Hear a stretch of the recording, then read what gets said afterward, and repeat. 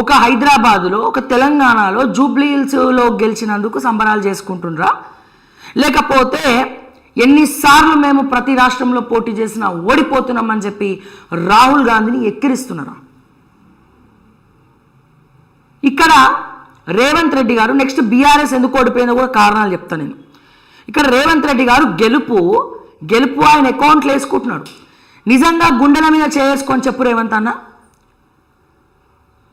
నిజంగా గుండెల మీద చేసుకొని చెప్పు. ఒకవేళ నువ్వు వచ్చి ప్రచారం చేసినందుకే నవీన్ యాదవ్ గెలిచినట్లయితే మరి అక్కడ బీహార్లో కూడా నువ్వు పోయి ప్రచారం చేసినావు కదా, కాళ్ళకు బల్పాలు కట్టుకొని మరి పోయి తిరిగినారు కదా, మరి అక్కడ ఎందుకు గెలవలే?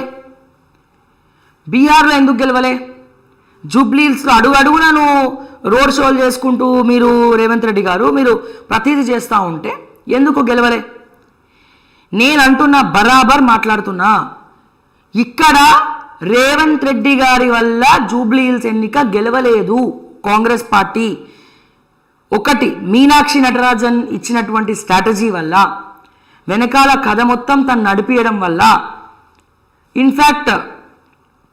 ఇన్ఫ్యాక్ట్ ఇక్కడ అభ్యర్థి నవీన్ యాదవ్ అవ్వడం వల్ల, తను ఒక బీసీ బిడ్డ అవ్వడం వల్ల, తను మా నవీన్ యాదవ్ మా లోకలోడు మా గలీలో పుట్టి పెరిగినోడు అవ్వడం వల్ల ముందు నుంచే నవీన్ యాదవ్ మొత్తం కూడా సోషల్ సర్వీసులు ఎక్కువ, అంటే వాళ్ళ తండ్రి వాళ్ళ తమ్ముడు పక్కన పెడితే నవీన్ యాదవ్ చదువుకున్నోడు,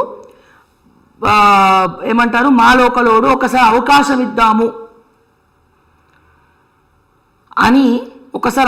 ఇద్దాము అని చెప్పి ఇక్కడ పబ్లిక్ నవీన్ యాదవ్ని చూసి ఆ మాత్రమని ఓట్లేసిండ్రు.